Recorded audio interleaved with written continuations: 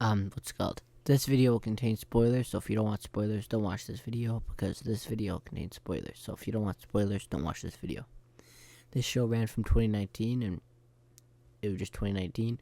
The age rating is TV-14. There's 45-minute long episodes, and my rating of the show is 7.5 out of 10.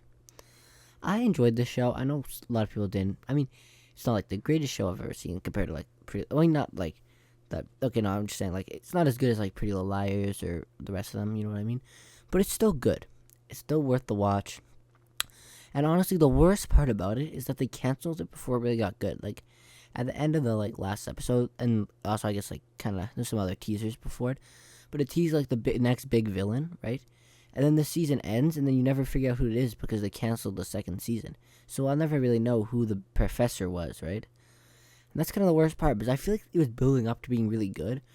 It just kind of got canceled on its build-up season, pretty much. And even this season was pretty good for being a build-up season. I mean, it's not as intense or as mystical, I guess. Not mystical. It's not mystical like Ravenswood. It's not really as intense as Original Sin. I guess it's not really as much mystery. But I feel like it's still really good. I don't know. Still a good watch. If you want more Pretty Little Liars, it's cool. But plus, you see some references to lots of other characters from the original. I mean, you don't see any from Original Sin, but I think that came out after, right? And yeah, but you see you hear some references about the other characters, and also it's cool seeing Mona and Allison's relationship get better, because they're kind of beefing for a while, but seeing them kind of grow a friendship's kind of peak. The only thing is, it kind of sucks that Allison and Emily got divorced. But I'm assuming they were gonna. But she feels like Allison still has feelings for Emily, so it feels like they were kind of teasing that maybe Allison and Emily would get back together later on, kind of how Hannah and Caleb broke up after the time skip, and Toby and Spencer broke up after the time skip, and then they ended up getting back together. I feel like they were trying to pull something like that, but this is pretty much the equivalent of if Pretty Little Lies got canceled after season 6, they never got back together. That's pretty much how this is. This whole show is it's if Pretty Little Liars got canceled after season 6, and we never figured out who AD was, or I forget what they're calling it back then. I think emoji or something.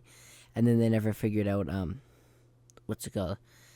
And they also never figured out and then Caleb and Hannah never got back together, or Toby and Spencer never got back together. That's pretty much what I feel like they're trying to do, another one of those, where yes, Emily and Allison are broken up, but they're gonna get back together, and that's gonna be all good. But since the show got canceled, they never got back together. So, yeah, the worst part about this show is it got canceled. I feel like it could have been a really good show if they just kept it going a little bit more. I especially they could have fleshed out a lot of the characters more. Because I honestly like the other characters that join up with Allison and Mona. Lucas, Ava, and wait, what's her name? Monica, maybe? I forget her name, but the other girl. But honestly, they're all pretty enjoyable. They're all unique and cool in their own way, and I like them all. I'd probably say Ava's my goat of the 3 of the new characters. Well, I mean, of the whole gang, Mona. Mona's funny, especially in that one moment in the start where she pulls up with the pie and she just has the knife. I'm ooh, I forget exactly what she says. I was I brought pie. Or something like that. It was so funny, but it kind of terrified me. Because, I kind of jumped a little bit, because all of a sudden Mona's there with the knife. Then she's just there to chop her pie.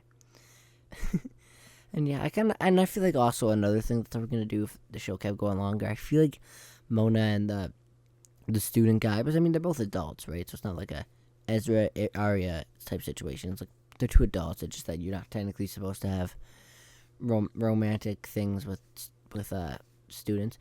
But yeah, Mona and him were kind of in love, and then they got caught out, and then the lady fired her, but then Mona talked to Lucas, and he was oh, I also, not Lucas, Malcolm? The lady that Mona was dating. She was not dating Lucas. Lucas is the gay guy that was dating Andrew.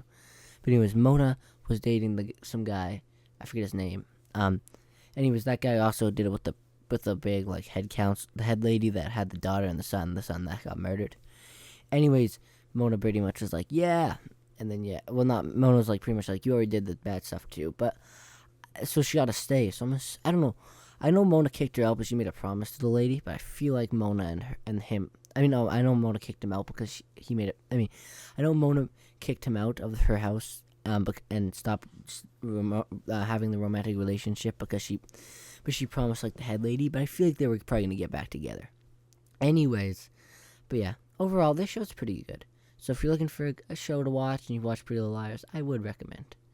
Anyways, thank you for watching. Have a good rest of your day. Yeah.